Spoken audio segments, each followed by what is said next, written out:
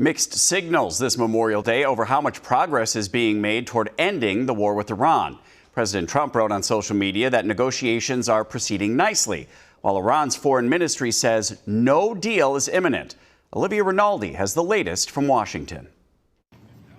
After laying a wreath at the tomb of the unknown soldier to mark Memorial Day, President Trump recalled the 13 U.S. service members who died in Operation Epic Fury. These incredible men and women gave their lives to ensure that the world's #1 state sponsor of terror will never have a nuclear weapon. Hours earlier, the president posted on social media that negotiations with Iran were proceeding nicely. But he also warned if no agreement is reached, the U.S. would return to, quote, shooting. We're either going to have a good agreement or we're going to have to deal with it another way. Sources tell CBS News a potential deal would include Iran reopening the Strait of Hormuz and the U.S. dropping its blockade of Iranian ports. In addition, Iran would also agree to never develop a nuclear weapon and destroy its stockpile of enriched uranium, with those details being worked out in the next stage of negotiations. The deal would also include sanctions relief and the release of frozen Iranian funds based on Iran's compliance. There is no toll.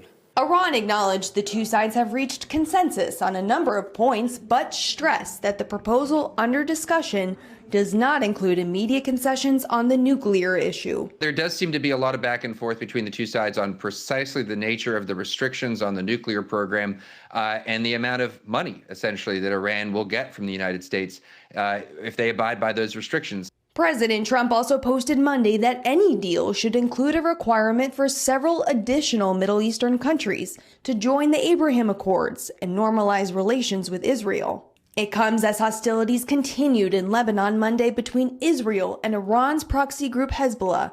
Olivia Rinaldi, CBS News, Washington.